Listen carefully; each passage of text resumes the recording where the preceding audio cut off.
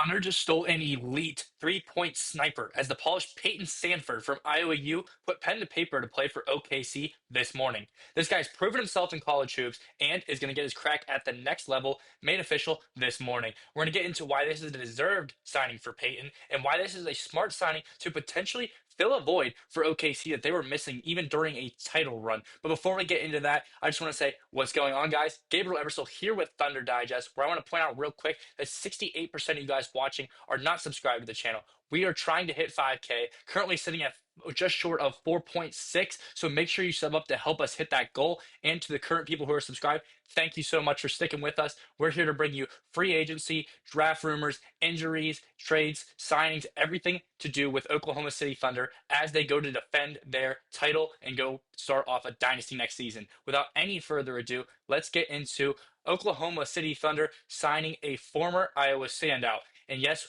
we're talking about Payton Sandford, the sniper who's a 4-year vet at the college level. Look at that guy's jumper on the right hand side. Tell me that doesn't look like pure money. And that is what he is going to provide for this team day one coming in. Let's break down how his college career has went so far. So the first thing we're going to take a look at was him signing to Oklahoma City at 8 a.m. on the dot this morning, where he's going to get his chance to prove in the summer league that he deserves a roster spot on this team.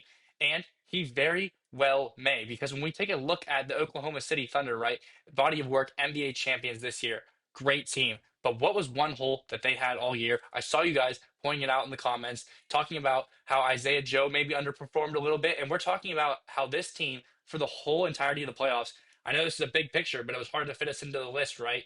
13th out of 16 qualifying teams in 3-point percentage this year. This is an issue that we need to address in a 3-point shooting league. You got to be able to hit the 3-pointer. And this guy, let me tell you, he can get it done. Let's take a look at how his college career has played out for the University of Iowa, a 40-year guy, experienced, ready to bring it day one in the NBA, and he's going to have a shot to prove it in the summer league. We take a look at the 6'7" forward arrived at Iowa back in 2021 and spent 4 seasons with the Hawkeyes, establishing himself as one of the top offensive threats in the Big Ten.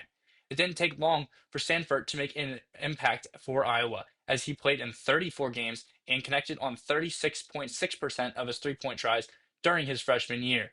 And then, not to mention, this guy also shot 94% from the line his freshman year. This guy puts the ball in the basket at an elite clip, right? And then we see the last sentence here. The following season, he averaged double figures in scoring, posting 10.3 points and 4.4 boards per night. So that 6'7" frame isn't going to waste. He is contributing on the glass. And like we saw, a step up from year one to year two.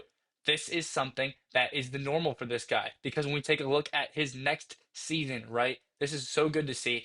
Stanford's breakout campaign did not come until his junior year, however, where he recorded 16.4 points, 6.6 rebounds, and 2.7 assists per game while making 44.6% of his shots, 37.9% of his percent from his long distance attempts, and 91.1% of his free throws. These are elite numbers at the college level for a guy who is a junior, obviously, but 16 and a half a game. He's contributing on the glass, and he is doing it at a clip. This junior year he had also led the Big Ten in threes made without even leading them in attempts. This guy was a guy who came to play every night, and he delivered. Consistent 3-point shooting is something that this team has dramatically needed, right? Further proof for that. When we look at teams that have played played at least 10 games this postseason, OKC was last in 3-point percentage out of these teams that even got to play 10 games at 33.8%. This team, one of the most important things that they need, and you can point to them needing to improve at if they want to defend this title, if they want to go back to back and kickstart a dynasty, they need to improve at 3-point shooting. They got Thomas Sorber in the first round of the draft, a great pick to bolster down the Chet, non-Hart minutes off the bench. But he shot 16% from three in college. He's not going to be a 3-point shooter at the next level for us. If he's even attempting them, I'm sure coach is not going to be giving him much of a minutes increase, right? So what we needed to address, and we addressed through a signing after the draft, was 3-point shooting. Payton Sandford is going to be able to contribute at the next level immediately with this type of play. And I am very ecstatic about this signing right here. And we'll also take a look. Stanford just completed a 2024-25 campaign, which was his senior year, where he averaged 16.7 points, up again, 6 rebounds, right about the same mark, and 2.9 assists, another career high, over 31.9 minutes a game. And then you see his shooting splits 40.7, 34, down a little bit percentage wise, but guess what? He led the conference with that 34 mark and an 89.1% shooting splits. The obviously leading the conference with a 34% did come with a temps minimum, which I'm not sure what it was, but when you look on his stats for the year, he did lead the conference in percentage with that mark. You see him on a senior night right here, obviously in the bottom right, and then you see him on the left being guarded by Dylan Harper because they played Rutgers. He had 4 threes in that game to a 20 piece, and he's played top flight competition all season long, and he has delivered. Right, this is a guy who finished off his career. His last ever game was against ranked Illinois, a 30 piece, shooting 8 for 13 from 3 point. This guy can shoot the ball. He had four more threes in 11 games this year. He was able to shoot consistently, which was something we were missing in the playoffs, right? Because a lot of you guys were knocking Isaiah Joe. Isaiah Joe shot 41% from three in the playoffs. The problem with Isaiah Joe, one, he was getting hunted on defense. Two, he was very, very, very streaky. It's either he's making 4 for 4 in a night or he's shooting 0 for 4 on the night a lot of the time. And this guy is almost the exact opposite of that. This guy's going to come out and shoot either between 40 and 50% from three a lot of the nights, it seems like. He might have a night where he's shooting in the 30s, but a lot of the time he's coming out and he's burying the looks he knows he can make. And he's just a consistent player. He's going to be able to impact this team very, very immediately. And for the Oklahoma City Thunder to fill a void, man, that was able to bring the Pacers back into the series in the finals, it would be huge if this guy can make a great summer league run and make the final roster. Because if he does, that means he is ready to play at this level. He's able to rebound like we saw in his numbers. He was averaging what 6.6 rebounds in his junior year, and then he also capped it his senior year, where he's again at 6 rebounds a game. So this guy's 6'7" frame doesn't go to waste in other spots on the court.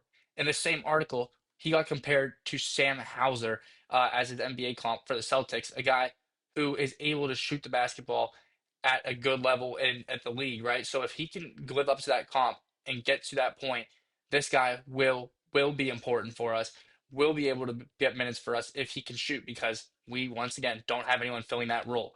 Another big thing that this does for us, this would make Isaiah Joe a movable piece for us because he's a proven player at the NBA level that a lot of other teams could see value in. And Sam Presti is always looking to stay a step ahead of the curve, always able to guess future considerations, right? So if we're able to move Joe for a pick in the future, if we're able to package Joe and a second round pick, maybe for a first and then the future draft, this is how we stay ahead of the curve by taking a guy that we can sign to a cheaper deal right now, and we can implement him into a real role on the team.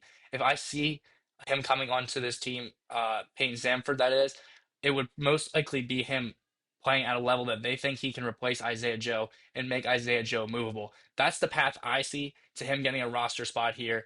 I want to know what you guys are thinking about this. I want to know what you guys think about this signing in general. I love it for us because we had guys last year in the summer league, right? We had Jack Golke, March Madness legend from Oakland that dominated the University of Kentucky. I saw that game, by the way. It was in Pittsburgh, and then you have like Cormac Ryan out of UNC was supposed to be brought on as a 3 point shooter. None of those guys could make the final cut. But I like how Presti sees the hole that's still on the team and he's still trying to fill it. And this signing is just further proof of that. I like how he's attacking this weakness on the team, trying to address it, but he's also doing it in a very, very conservative way because if this can't blow up in our face, right? This is a guy who's going to be playing in the summer league, and if he doesn't just come up to the standard, then no worries. We're running back the same team with Sorber this year, right? A lot of different things that can work in the favor of the Oklahoma City Thunder with another smart signing, another smart move by Sam Presti, staying active after draft day, staying active the week after winning the title, and he is making sure we are setting ourselves up to try and defend this championship from last year and go back to back.